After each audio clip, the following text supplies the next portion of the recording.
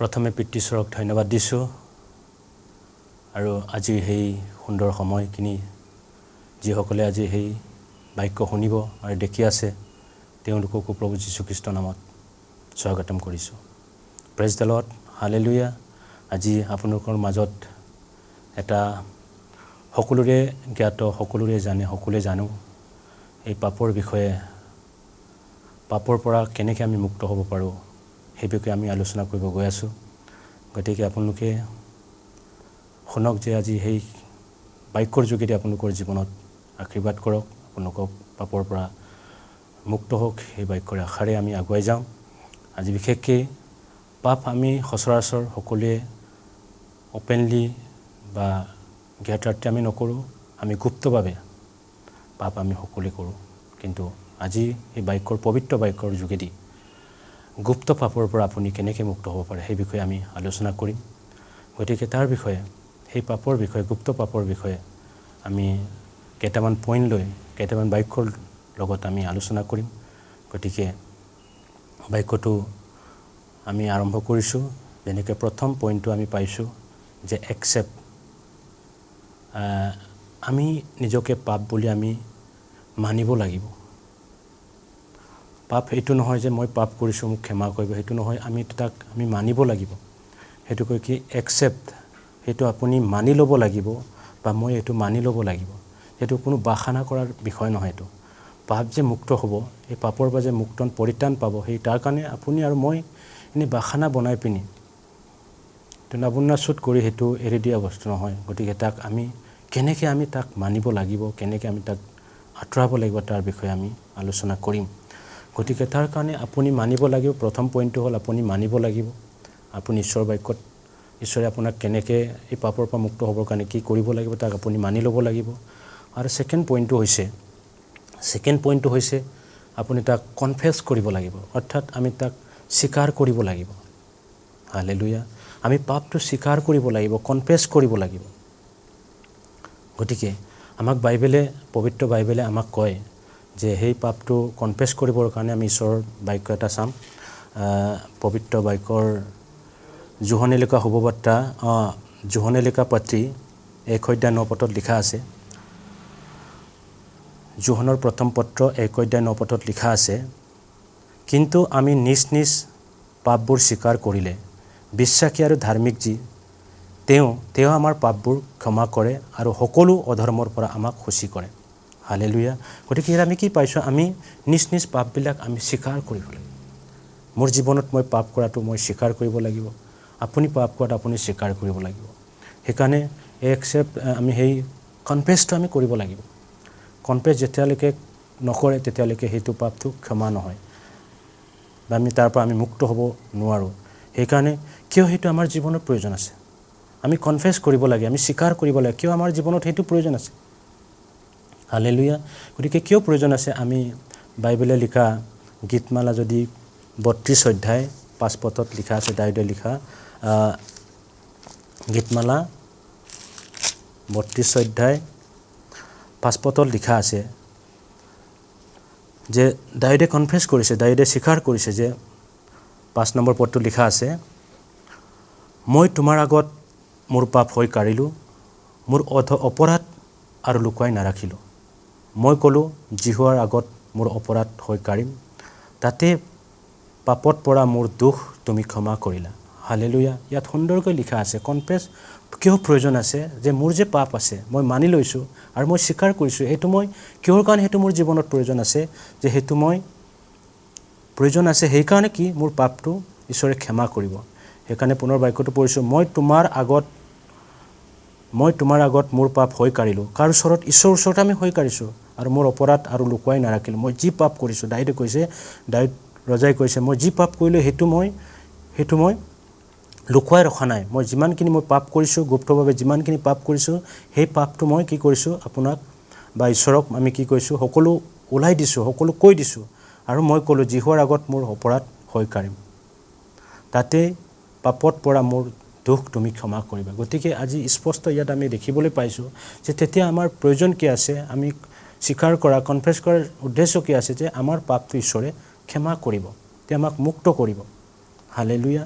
আৰু এটা পদ আমি চাম হিতুপদেশ 28 অধ্যায় 13 পদত লিখা আছে কেনেকৈ বাক্যটো পঢ়িছোঁ হিতুপদেশ 28 অধ্যায় 13 পদত লিখা আছে যি মানুহে নিজৰ অপৰাধ ঢাকে তাৰ কল্যাণ নহ'ব কিন্তু যিকোনোৱে তাক স্বীকাৰ কৰি ত্যাগ কৰে তেওঁ কৃপা পাব হালেলুয়া যদি মই পাপ কৰিছোঁ যদি মই কনফেছ কৰা নাই মই যদি স্বীকাৰ কৰা নাই মই যদি মানি লোৱা নাই তেতিয়াহ'লে মোৰ সকলোখিনি পাপ কি হ'ব কোনো ব্লেছিং আশীৰ্বাদ নহ'ব কল্যাণ নহ'ব গতিকে সেই পাপটো আমি এইকাৰণে আমি স্বীকাৰ কৰিব লাগিব সেইকাৰণে কৈছে যিসকলে অপৰাধটো ঢাকে বা যিসকলে স্বীকাৰ নকৰে যিসকলে কনফেছ নকৰে তেওঁলোকক মানি ল'লে নিজে পাপী বুলি মানি ল'লে তেওঁবিলাকক কি হ'ব বুলি কৈছে কল্যাণ নহ'ব বুলি কৈছে আৰু যিকোনে তাক স্বীকাৰ কৰি লয় যিসকলে তাক কনফেছ কৰে মানি লোৱা হয় গতিকে তেওঁৰ জীৱনত কি আছে কল্যাণ হ'ব বুলি কৃপা পাব বুলি কৈছে আৰু 14 নম্বৰ পদত কৈছে যি মানুহে সদায় ভয় ৰাখে তেওঁ ধন্য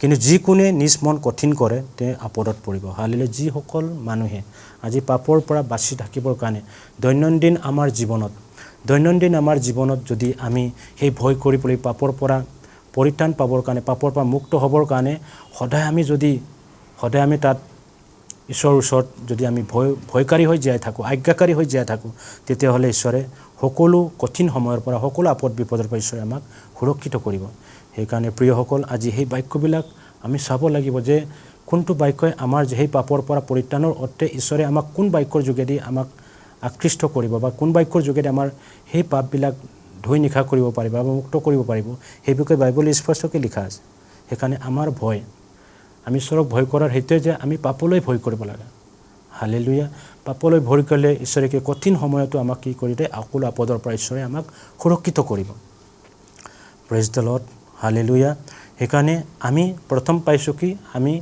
গ্ৰহণ কৰিব লাগিব আমি সেইটো মানি ল'ব লাগিব দ্বিতীয় পইণ্টটো পাইছোঁ আমি কি তাক কনফেছ কৰা স্বীকাৰ কৰিব লাগিব ঈশ্বৰৰ ওচৰত আমি স্বীকাৰ কৰিব লাগিব তেতিয়া কি আছে ঈশ্বৰে আমাক সকলো আপদৰ পৰা তেওঁ আমাক কৃপা কৰিব তেওঁ আমাক সুৰক্ষিত কৰিব সেই পাপৰ পৰা আমাক ছুটকাৰা দিব তেওঁ আমাক পৰিত্ৰাণ দিব 3 নম্বৰ পইণ্টটো আমি চাম আমি নিশ্চয় আমি জানো যে আমি যেতিয়া একেলগে থাকোঁ তেতিয়া আমাৰ পাপ কৰাৰ কোনো সুযোগ নাই যেতিয়া আমি অকলশৰে থাকোঁ যেতিয়া আমি সহভাগিতাত নাই আমি অকলশৰে জীৱন যাপন কৰোঁ তেতিয়া মেইনলি বেছি অন্ধকাৰ শক্তিবিলাকে পাপৰ শক্তিবিলাকে আমাক বেছি ক্ৰিয়া কৰে সেইকাৰণে বাইবেলত আমি সেই এটা পইণ্ট লৈছোঁ যে be in a fellowship with খ্ৰীষ্টান ফ্ৰেণ্ড মানে সেইটো হ'ল কি আমি আমি কম্পালচৰি আমাৰ জীৱনত বাধ্যতামূলক যে আমি সহভাগিতা আমি খ্ৰীষ্টীয় বিশ্বাসী ভাই বন্ধুৰ ওচৰত আমাৰ সহভাগিতাটো থাকিব লাগে হালেলুয়া আমাৰ সেইটো মানে কম্পালচৰি আমাৰ ফেলোশ্বিপ আমাৰ বন্ধুবৰ্গৰ লগত আমাৰ বিশ্বাসীৰ লগত কাৰোবাৰ আমাৰ কি হ'ব লাগিব ফেলোশ্বিপটো আমাৰ সহভাগিতাটো থাকিব লাগে তেতিয়া সেই পাপৰ পৰা আমি পৰিত্ৰাণ পাব পাৰোঁ বা এই পাপবিলাকে আমাৰ জীৱনত আহিব নোৱাৰে সেইকাৰণে আমি তাৰ বিষয়ে আমি প্ৰভাৱ মানে হিতুপদেশ 18 অধ্যায় 1 পদত লিখা আছে হিতুপদেশ 1 পদত লিখা আছে আপোনালোকে সেই বাক্যটোৰ যোগেদি গম পাব যি মানুহে নিজকে পৃথক ৰাখে তেওঁ কেৱল নিজৰ বাঞ্ছা সিদ্ধ চেষ্টা কৰে আৰু সকলো সুপৰামৰ্শৰ বিৰুদ্ধে খং দেখুৱায় বুলি কৈছে হালেলুয়া যেতিয়া বাইবেলে আমাক কৈ আছে যে যি মানুহে নিজকে পৃথকে ৰাখে অৰ্থাৎ নিজকে অকলশৰীয়া ৰাখে নিজকে ঈশ্বৰৰ পৰা অকলশৰীয়া দূৰত থাকে ঈশ্বৰৰ উপস্থিতিৰ পৰা ঈশ্বৰৰ অনুগ্ৰহৰ পৰা দূৰত থাকে সেই মানুহে কি কৰে নিজৰ ইচ্ছা শাৰীৰিক ইচ্ছা তাত বশৱৰ্তী হৈ থাকে সেইকাৰণে তেওঁ কি কৰে তেওঁ নিজৰ সিদ্ধহে চেষ্টা কৰি থাকে বুলি কৈছে নিজৰ সিদ্ধ চেষ্টা কৰি থাকে তাৰ মানে কি নিজৰ শৰীৰে বিচৰাটোৱে তেওঁ সিদ্ধ কৰি থাকে বুলি তাৰ কাৰণে তেওঁ চিন্তা কৰি থাকে আৰু সকলো সুপৰামৰ্শৰ পৰা তেওঁ কি কৰি থাকে খং কৰে বুলি কৈছে হালেলুয়া যেতিয়া আমি বাইকৰ যোগেদি পাইছোঁ এজন পাপী মানুহ যেতিয়া অকলশৰে থাকে তেওঁ কি কৰে তেওঁ অকলশৰে থকা অৱস্থাত যদি কোনোবাই এনকাৰেজ কৰে কোনোবাই যদি কয় সেইখিনি সময়ত তেওঁ কি কয় ডিষ্টাৰ্ব পায় আৰু তেওঁ কি কয় খং উঠে বুলি কৈছে হালেলুয়া আমি যদি বাইবেলৰ যদি উদাহৰণ হিচাপে আমি লওঁ দাউদৰ জীৱনত যেতিয়া আমি পাওঁ দাউদ ৰজা আছিলে গতিকে দাউদে ৰজাই কি কৰিছিলে তেওঁ যেতিয়া যুদ্ধৰ সময়ত যুদ্ধ চলি থকাৰ সময়ত সকলো সৈন্য সামন্তবিলাক সকলো ফৌজবিলাক গৈ তাতে যুদ্ধ কৰিব যোৱাৰ সময়ত সেই দাউদ ৰজাই কি কৰিলে ঘৰত এদিনাখন তেওঁ অকলে মনে মনে আছিলে। সকলো যোৱাৰ পিছত তেওঁ অকলশৰীয়া যেতিয়া ঘৰত থাকিলে, তেওঁ যেতিয়া ঘৰৰ ছতৰ ওপৰত গৈ তেওঁ যেতিয়া সিপিনে দেখিবলৈ আৰম্ভ কৰিলে, তেতিয়া বেথছেবা বোলা এই তিৰোতাগৰাকীৰ যি গা ধোৱা অৱস্থা দেখা পালে তেওঁৰ কি হ'ল? তেওঁৰ পাপ সৃষ্টি হ'ল। হালেলুয়া। সেইকাৰণে কৈছে কি যেতিয়া আমি ফেলোশ্বিপ নাথাকে, যেতিয়া আমি অকলশৰে থাকোঁ, অনেক ধৰণৰ আমাৰ চিন্তা ভাৱনাবিলাক আহি পেলাই কি কৰে? আমাক পাপত পতিত কৰে। আজি দাউদৰ জীৱনত চাওক, আজি তেওঁ সেইখিনি সময়ত যদি তেওঁ যুদ্ধলৈ যোৱাহেঁতেন, যুদ্ধলৈ ৰাওনা হ'লেহেঁতেন, বা কাৰোবাৰ সংগত থাকিলেহেঁতেন, কাৰোবাৰ মানে সহভাগিতাত থাকিলেহেঁতেন, কাৰোবাৰ লগত যদি দিহা পৰামৰ্শত বহি থাকিলেহেঁতেন, নিশ্চয় সেই পাপটো নহ'লেহেঁতেন। তেওঁ সকলো অকলশৰীয়া সুযোগ লৈ শয়তানে কি কাম কৰিলে চাওক। তেওঁ চৰ্টত গ'ল, ওপৰত উঠি পেলাই তেওঁ সিপিনি চোৱাৰ সময়ত তেওঁ বেথছেবা নামৰ এজন তিৰোতাগৰাকী যেতিয়া গা ধোৱা দেখিলে, তেওঁ তাৰপিছত কি হ'ল? পাপ সৃষ্টি হ'ল। গতিকে আজি আপোনাৰ আৰু মোৰ জীৱনতো আমি যেতিয়া নেকি অকলশৰীয়া অনুভৱ কৰোঁ, আমি যেতিয়া অকলশৰে থকাটো সেইটো নহয়, আমি যেতিয়া অকলে থাকিলে ঈশ্বৰৰ উপস্থিতিত ঈশ্বৰক কাষত লৈ আমি ঈশ্বৰক আগত বহাই আমি যদি থাকোঁ, আমাৰ পাপ হ'ব নোৱাৰে, আমি পাপ কৰ্ম কৰিব নোৱাৰে। গতিকে যদি আপুনি সেই তাৰ পৰা আপুনি আঁতৰি আহি যদি অকলশৰীয়া শৰীৰৰ কাৰণে যদি চিন্তা কৰে, তেতিয়াহ'লে আপোনাৰ জীৱনত নিশ্চয় সেই পাপ কৰ্মটো আপোনাৰ জীৱনত উৎপন্ন হ'ব আৰু সেই পাপত আপুনি লিপ্ত হ'ব। সেইটো কাৰণে চাওক, আজি আমি আদি পুস্তকত জেনেচিছত যেনেকৈ আমি পাওঁ, যেতিয়া আদম হাৱাক ইমান প্ৰেম কৰি ঈশ্বৰে আদমক বনাইছিলে আৰু তাৰ লগত তাৰ সংগী যি হাৱাক বনাইছিলে। গতিকে আজি তেওঁলোকৰ পৰিণতি কি হ'ল? যেতিয়া আদম আৰু হাৱা হৈ থকাৰ অৱস্থাত যিটো ঈশ্বৰে তেওঁলোকক আজ্ঞা দিছিলে, যিটো ঈশ্বৰক যিটো ফলৰ বিষয়ে, জীৱন বৃক্ষৰ ফলৰ বিষয়ে খাবলৈ মানা কৰিছিলে, হাক দিছিলে, সেইখিনি কি কৰিলে? হৈ থকাৰ অৱস্থাত অকলশৰে জাগি থাকি হাৱাৰ জীৱনত কি আহিলে? শয়তানৰ বাণী আহিলে, শয়তানৰ শব্দ আহিলে, তেওঁ উঠিলে আৰু সেই জীৱন বৃক্ষৰ ফল খাবৰ কাৰণে আৰম্ভ কৰিলে। গতিকে তাৰ পৰা আমি বুজিব পাৰিছোঁ, যেতিয়া আমি অকলশৰে থাকোঁ, আমি ঈশ্বৰৰ উপস্থিতিত যদি নাথাকোঁ, তেতিয়াহ'লে আমি সহভাগিতা থাকিব লাগে, আমি ফেলোশ্বিপ যাব লাগে। আপোনাৰ যদি কিবা এটা ঘৰত অকলশৰীয়া আছে, আপুনি ওচৰে পাঁজৰে এটা ফেলোশ্বিপ, এটা পৰিয়ালৰ লগত আপুনি সংগ কৰিব লাগে। আপুনি পৰিয়ালৰ লগত ঈশ্বৰৰ বাক্য বা সুখ দুখৰ সহভাগী হৈ প্ৰাৰ্থনাত আপুনি বহি থাকিলে কেতিয়া আপোনাক পাপ কৰ্মই আপোনাক আক্ৰমণ কৰিব নোৱাৰে। যেতিয়া আপুনি অকলশৰে থাকে, তেতিয়া সেইখিনি সময়ত আপোনাৰ নিশ্চয় আপুনি পাপৰ কাৰণে আপুনি যুগুত হ'ব। হালেলুয়া। সেইকাৰণে আমি পাইছোঁ কি আমি সেই ফেলোশ্বিপটো খুবেই আমাৰ জীৱনত প্ৰয়োজন আছে। আমি খ্ৰীষ্টৰ বিশ্বাসীৰ জীৱনত আমাৰ উইদাউট ফেলোশ্বিপ, আমি উইদাউট মানে আমাৰ সহভাগিতাৰ অবিহনে আমি কি কৰোঁ? আমাৰ একো মানে আমি শান্তি নাপায় আৰু তাত লগে লগে আমি কি অকলশৰীয়া নিজৰ ইচ্ছাটোকে মানে সিদ্ধি কৰে আৰু কাৰোবাৰ ভাল কথাবিলাক আমি শুনিবলৈ বেয়া পায় বুলি বাইবেলে কৈ আছে। তাৰপিছত আমি চাম বিশ্বাসীবিলাকৰ জীৱনত যদি আমি সেই পাপৰ পৰা, গুপ্ত পাপৰ পৰা মুক্ত হ'বৰ কাৰণে আমি বিশ্বাস কৰিব লাগিব। কি বিশ্বাস কৰিব লাগিব? যে ঈশ্বৰৰ শক্তি আছে, সেইখিনি মোক ক্ষমা কৰিব পৰা, সেই পাপৰ পৰা, সেই বোজাৰ পৰা ঈশ্বৰে মোক আঁতৰাব পৰা ঈশ্বৰৰ শক্তি আছে, তেওঁৰ সম্পূৰ্ণ শক্তি আছে। কিন্তু ত্ৰাণকৰ্তা, মুক্তিদাতা তেওঁহে একমাত্ৰ হয়। সেই কথাটো যদি আমি বিশ্বাস কৰোঁ, সেই বিশ্বাস কৰি যদি আমি মানি চলোঁ, তেতিয়াহ'লে আমাৰ গুপ্ত পাপ, সেই গুপ্ত পাপটো কি হ'ব? আমাৰ আঁতৰি যাব। নহ'লে আমি বিশ্বাস নকৰোঁ, যদি আমি সেইটো পালন নকৰোঁ, আমি বিশ্বাসেই নকৰোঁ সেইটো হ'ব নেকি যদি ডাউট কৰি থাকে, তেতিয়াহ'লে কেতিয়াও সেইটো সম্পূৰ্ণ সমৰ্পণ। আমাৰ বিশ্বাস সেইটো হ'ব লাগিব যে আমি সম্পূৰ্ণ সমৰ্পণ, যে সেই দুখৰ মাজত সেই মোৰ পাপবিলাক, বাইবেলত কৈছে যিটো সেন্দুৰ বৰণীয়া পাপক তোমাক মই হিমৰ দৰে বগা কৰিম বুলি কৈছে। যদি যিমানেই আমাৰ পাপ নহওক কিয়, কিন্তু ঈশ্বৰে তাৰ পৰা আমাক মুক্ত কৰিব, সেই কথাটো দৃঢ় সংকল্পভাৱে আমি বিশ্বাসত সিদ্ধ কৰিব লাগে। সম্পূৰ্ণ সমৰ্পণ, আমি কমিটমেণ্ট ল'ব লাগে। তেতিয়া নিশ্চয় সেই আপোনাৰ গুপ্ত পাপৰ পৰা মোক আৰু আপোনাক ঈশ্বৰে মুক্ত কৰিব। গতিকে আজি তাৰ কাৰণে বিশেষ আমাৰ জীৱনত সেইটো এটা 4 নম্বৰ পইণ্ট আছিলে, যে আমি সম্পূৰ্ণ বিশ্বাস কৰিব লাগিব, সম্পূৰ্ণ সমৰ্পণকাৰী হ'ব লাগিব। তেতিয়া সেইটো আপোনাৰ জীৱনত সেই পাপটো আঁতৰি যাব। আৰু 5 নম্বৰ পইণ্টটোত আছে, আমাৰ জীৱনত চবতকৈ বৰ বেছি আমি সেই বিষয়ে আমি বেছি জনাটো প্ৰয়োজন আছে, যে সেই বিশ্বাসৰ ওপৰত আমি ভিত্তি কৰি পেলাই আমি যি সেই পাপৰ পৰা মুক্ত হ'বৰ কাৰণে একমাত্ৰ উপায় কি আছে? আমি উপবাস, আমি ফাষ্টিং লোৱাটোৰ আমাৰ নিতান্ত প্ৰয়োজন আছে। ফাষ্টিং সেইটো কাৰণেই লওঁ যে ঈশ্বৰে যাতে সেই সময়ত আমাক সকলো সেই অপৰাধ সেই পাপবিলাক যাতে ঈশ্বৰে ছুটকাৰা দিয়ে, ঈশ্বৰে মুক্ত কৰে। তাৰ কাৰণে আমি বলেৰে নোৱাৰোঁ, আমি পাপটো নকৰোঁ বুলি ভাবোঁ, কিন্তু পাপটো আমি কৰি থাকোঁ। আমি আজি ভাবোঁ কালিৰ পৰা নকৰোঁ, কিন্তু কালি বেছিকৈ পাপ হয়। গতিকে তাৰ কাৰণে একমাত্ৰ ঈশ্বৰৰ অভিষিক্ত জনাৰ এটা সহায়, আমাৰ শক্তিৰ প্ৰয়োজন আছে। যি শক্তি আমি পাওঁ সেইটো উপবাসৰ ফাষ্টিঙৰ যোগেদি। হালেলুয়া। সেইটো আমাৰ জীৱনত মষ্ট ইম্পৰ্টেণ্ট হয়, আমাৰ জীৱনত সেইটো মষ্ট ইম্পৰ্টেণ্ট হয়। সেইকাৰণে সেই ফাষ্টিংটো আমি ল'ব লাগে। আমি বাইবেলত পাওঁ মথিয় লিখা শুভবাৰ্তা 14 অধ্যায় 21 পথত, হয়তো অসমীয়া বাইবেলত সেইটো নাই, কিন্তু হিন্দী বাইবেলত আছে।